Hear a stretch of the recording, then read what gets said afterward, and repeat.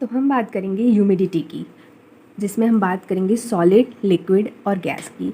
तो we all know that because of the matter life is existing on the planet earth due to the different phenomena taking place, like many reactions which are taking place, the different phenomena which are taking place because of this matter only, and because of which life is existing on the planet earth.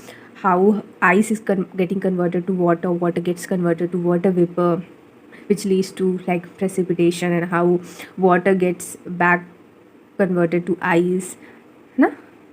Like all solid gets converted to liquid, liquid gets converted back to solid, and liquid to gas, gas to liquid, and solid to gas, and gas to solid.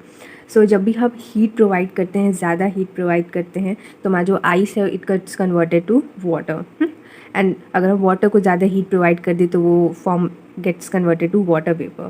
And when we take out heat, then water vapor is get converted back to water, and water back to ice due to the melting and the cooling effect. ठीक है, तो हम बात करेंगे कि जैसे आप यहाँ पे देख सकते हैं हमारा जो साइकिल मैंने बनाया है, how ice gets converted to water, water to water vapour, and water vapour back to ice, and all this. So water in gaseous form or the water vapor in the atmosphere is called as humidity. So humidity is nothing but water in gaseous form, या तो हम कह सकते हैं water vapor present in the atmosphere is called as humidity. So humidity we all know leads to precipitation. This is the basic knowledge जो हमने अपनी schools में पढ़ा होगा. सो हम बात करेंगे थ्रू इवापोरेशन एंड कंडेंसेशन की वजह से there is a energy balance on the surface of the earth. So on the surface of the earth for different life to exist and different phenomenas to take place, there should be a energy balance, and that energy balance is because of the evaporation and the condensation of different matters. ठीक है, next we are going to talk about the types ना, types of humidity. So there are basically 3 types of humidity: specific, absolute and relative. तो आइए एक एक करके बात करते हैं कि ये तीनों हैं क्या. ठीक है, तो सबसे पहले हम बात करेंगे स्पेसिफिक ह्यूमिडिटी की, कि स्पेसिफिक ह्यूमिडिटी हमारा होता क्या है. तो when we calculate the amount of water vapor present in the air or the atmosphere, the specific, the actual amount of water vapor present. So suppose in 1 kg of air, so 1 kg is the mass, in 1 kg of air, when we calculate 1 gram of water vapor present, now this is what is specific humidity, and it will not change with the change in temperature. क्योंकि आप कितना भी temperature बढ़ा दें या कम कर दें, mass will remain same. हाँ, वॉल्यूम जो है वो बढ़ता और घटता रहता है. मान लीजिए आप एयर को कहीं भी किसी सिलेंडर में भर दें, किसी क्यूब में भर दें, तो its mass will be remain same, but volume will keep on changing.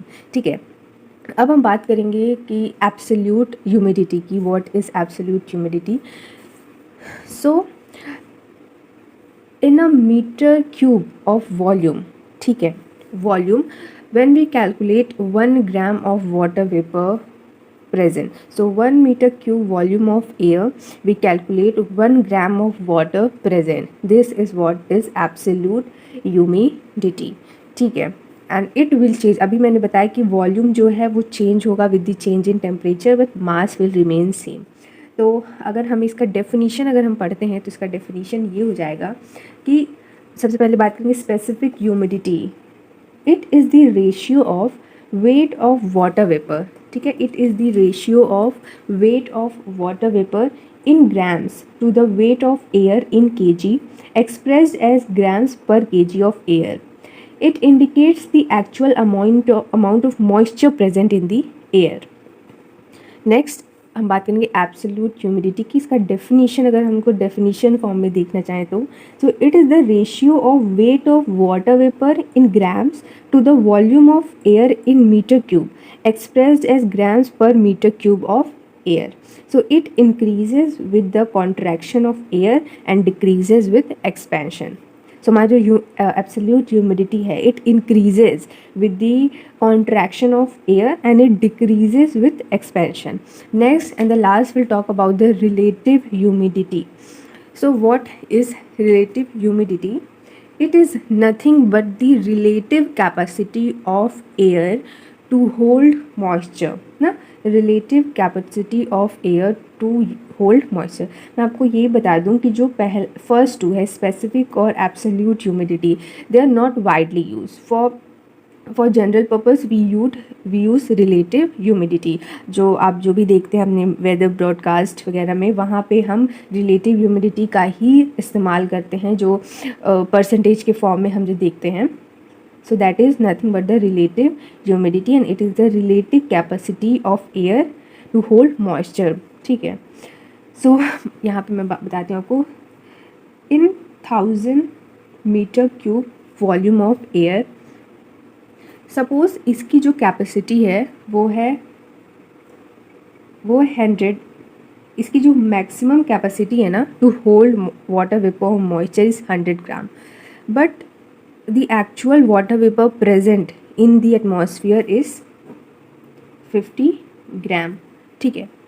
So the present availability of water vapour, ठीक है, to its full capacity, the present availability of water vapor to its full capacity is known as relative humidity. It is measured in percentage and it is used to predict precipitation. ठीक है. It is used to predict precipitation. अब हम बात करते हैं कि अगर जो हमारा ह्यूमिडिटी, हमारा जो रिलेटिव ह्यूमिडिटी है वो 100% है. ठीक है. तो जो एयर की कैपेसिटी होगी ना टू होल्ड मॉइस्चर वो फुल होगी. दैट वो एयर हम कहेंगे saturated air when its maximum possibility of precipitation. मतलब जो उसका मैक्सिमम जो कैपेसिटी है to hold moisture is full. ठीक है. मैक्सिमम पर पहुंच गया है. तो क्या होगा कि हमारा जो भी मॉइस्चर है it will start sending it back ना, जिसे हम कहेंगे कंडेंसेशन. हमारा जो वाटर वेपर है it will converted back to water. ठीक है. So this was all about relative humidity. और हमारा जो रिलेटिव ह्यूमिडिटी है ना, इसमें जो कैपेसिटी है एयर की टू होल्ड मॉइस्चर वो डिपेंड करता है upon the temperature of the air. वो it depends upon the temperature of the air. Suppose मान लीजिए 25 डिग्री टेम्परेचर है हमारा. ठीक है. और जो एयर की कैपेसिटी है टू होल्ड मॉइस्चर इज़ 100 ग्राम. ठीक है. और हमारा जो प्रेजेंट अवेलेबिलिटी है वो 50 ग्राम है. So what will be the percentage? The percentage will be 50%. Suppose हमने टेम्परेचर को बढ़ा दिया, 30 डिग्री कर दिया. सो और अब हमारी मान लीजिए हमारी जो कैपेसिटी है फुल कैपेसिटी वो 200 ग्राम है to hold 200 gram of water vapour and the present availability is same 50. तो अब हमारा यहाँ पे कितना परसेंट हो जाएगा? It will be 25%. तो इससे ये पता चलता है कि टेम्परेचर इंक्रीज़ करने पे, ठीक है, हमारी जो कैपेसिटी है वो तो इंक्रीज़ होगी, लेकिन हमारा जो रिलेटिव ह्यूमिडिटी है, relative humidity it will gate decrease. ठीक है. वैसे ही अपोजिट होगा. अगर हम टेम्परेचर कम करते हैं तो हमारी जो कैपेसिटी है वो भी, and when we decrease temperature, मान लीजिए हमने 20 डिग्री सेल्सियस लिया तो हमारी जो कैपेसिटी है वो भी डिक्रीज़ होगी. तो वो मान लीजिए हमारी जो फुल कैपेसिटी है वो 50 ग्राम है. ठीक है. और हमारी जो अवेलेबिलिटी है वो है 50. तो यहाँ से हमारा कितना आ जाएगा?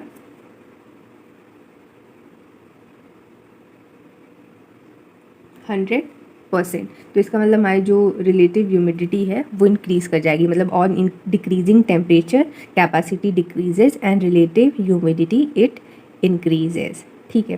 सो this was all about the relative humidity. और इसके अगर हम डेफिनेशन की बात करें तो it is the ratio between the amount of moisture air can hold at a given temperature and the amount it actually holds expressed in percentage. It decreases with increase in temperature and increases with decrease in temperature. Air is said to be saturated when relative humidity is 100%. So this was all about the relative humidity. It was all about humidity and the type of humidity. Next हम बात करने वाले हैं evaporation की. ठीक है. evaporation. So अब हम बात करेंगे evaporation की. So evaporation is the conversion of liquid water to water vapor. When liquid water get converted to water vapor, evaporation takes place. Or humidity was the water vapor present in the atmosphere. ठीक है. Next we'll talk about the factors affecting humidity. So there are 4 factors: temperature, humidity, wind speed and salinity. तो सबसे पहले we'll talk about the temperature. So on increasing temperature, ठीक है, on increasing temperature evaporation increases.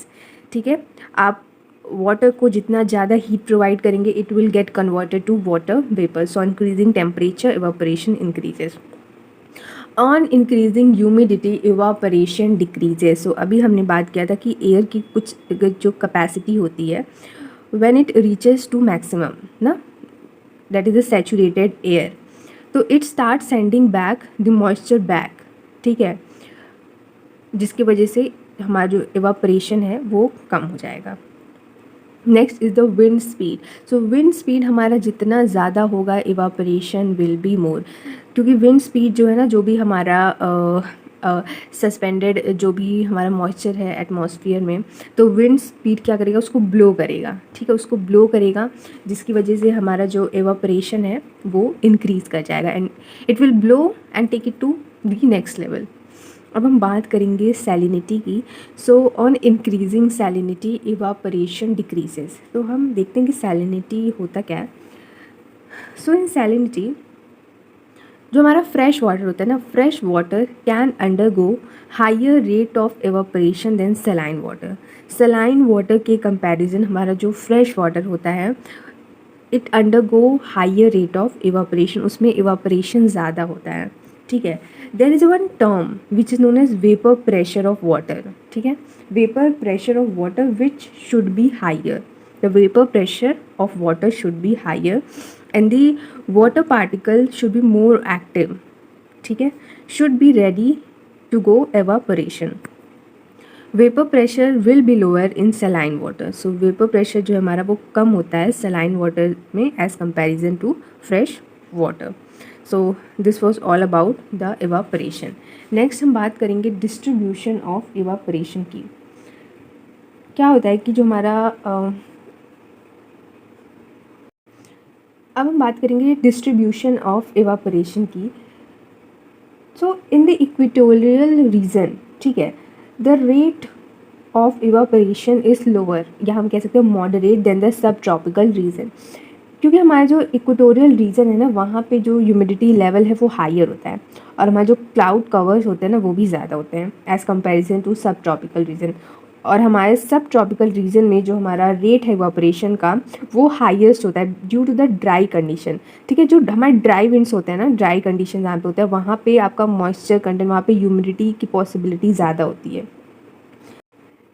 And at subtropical region, the rate of evaporation is highest because of dry condition, low humidity levels and high temperature की वजह से. ठीक है, next polar reason पे हमारा जो रेट ऑफ इवापोरेशन वो सबसे कम होता है because that is the polar reason. वहाँ पे वैसे ही जो हमारे विंड्स हैं बहुत ही स्ट्रॉन्ग विंड्स होते हैं, कोल्ड कंडीशन होता है वहाँ पे.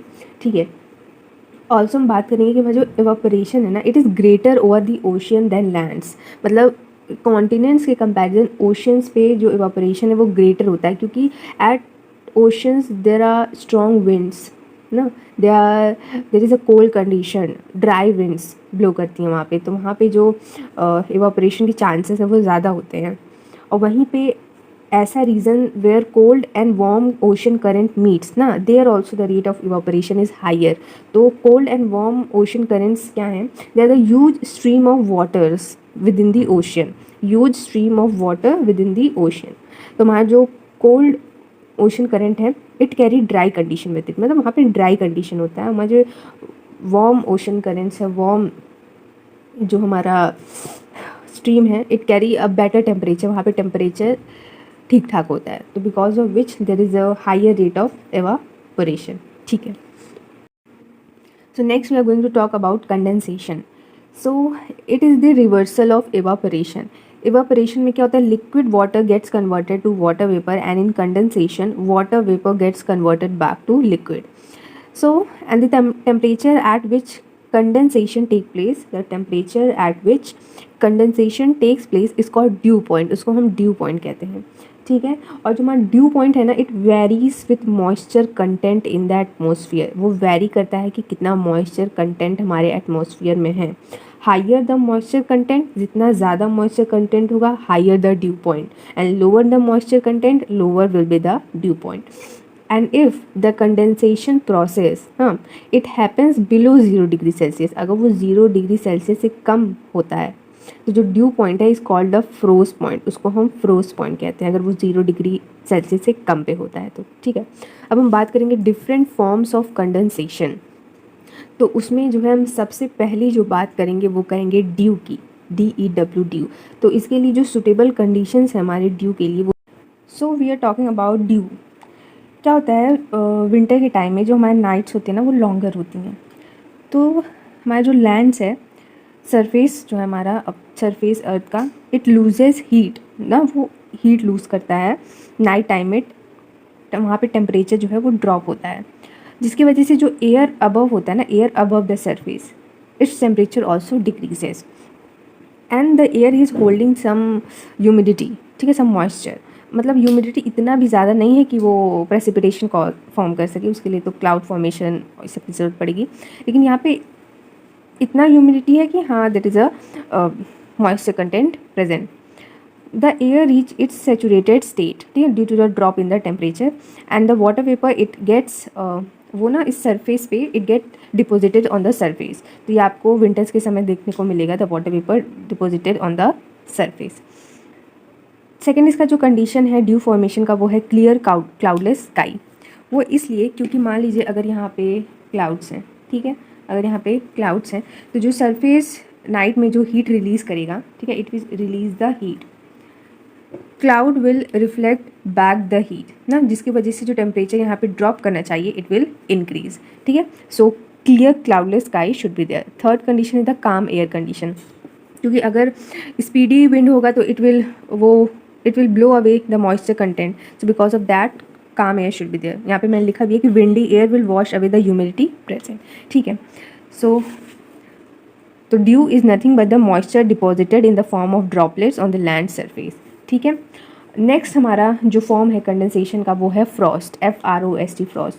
सो फ्रॉस्ट क्या है कि when the temperature falls below the freezing point, जब फ्रीजिंग पॉइंट से टेम्परेचर कम हो जाता है तो एक बहुत ही थिन लेयर ऑफ आइस जो है वो फॉर्म हो जाती है सॉलिड सरफेस पे, जिसे हम कहते हैं फ्रॉस्ट, ठीक है। आपने शायद देखा भी होगा बहुत जगह thin layer of ice sheet is formed on the solid surface.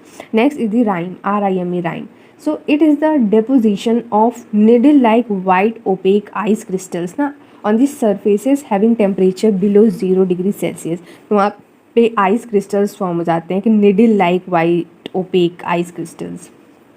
Next is the mist, MIST mist. So it is the small water droplets which are suspended in air and it reduces the visibility to 1 to 2 kilometre. आप 1 से 2 kilometre तक ही देख सकते हैं, वहाँ पे visibility ज़्यादा दूर तक नहीं रहती है, up to 1 to 2 kilometres. Next is haze, HAZE haze. So it is caused by the presence of more smoke and dust particles, ठीक है, and lesser humidity level.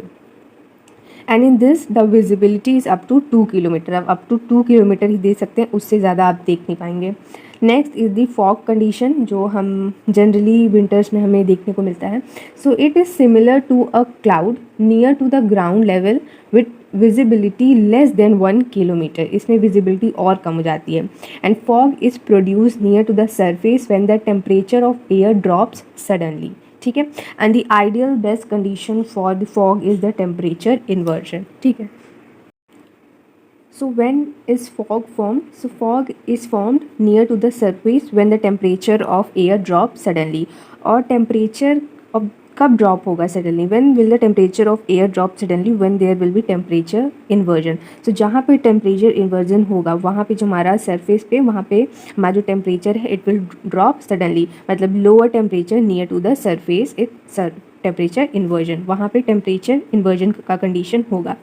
So the 5 type of temperature inversion are radiation, advection, frontal air drainage and upslope fog. तो सबसे पहले हम बात करेंगे radiation की, ठीक है। सो रेडिएशन फॉग बनता कैसे, तो it is same as dew formation. जैसे हमने बात की ना भी ड्यू फॉर्मेशन कैसे फॉर्म होता है, देयर शुड बी नाइट, मतलब winter night should be longer, calm air and cloudless sky.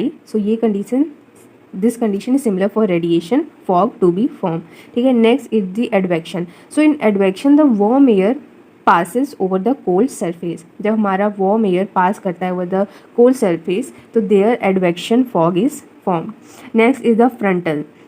So when two different air mass, ठीक है, air masses, two different air masses is meeting and warm air is rising above the cold air, so there frontal fog is formed. next is the air drainage. so air drainage का जो formation है वो same है as the valley fog. क्या होता है रात में on the valleys क्या होता है, जो एयर है ना, cold air it blows comes from the mountain to the valley side, ठीक है। और वहाँ पे जो वैलीज पे कोल्ड एयर हमारा पूरा भर जाता है, it cold air fills the valley and there the air get saturated and which leads to formation of fog. So this result in the valley fog. And last है हमारा up slow fog. तो यहाँ पे क्या होता है, there is a mass of air with some amount of humidity present in it, it carries the moisture with it. so किसी कंडीशन की वजह से due to some movement it start moving upward, ऊपर जाते जाते जो टेम्परेचर है वो ड्रॉप हो जाता है, ठीक है। And this leads to the formation of up slow fog. So I hope आप लोग को ये पूरा टॉपिक बहुत ही अच्छा लगा होगा. तो please subscribe to my channel, please like and share. Thank you.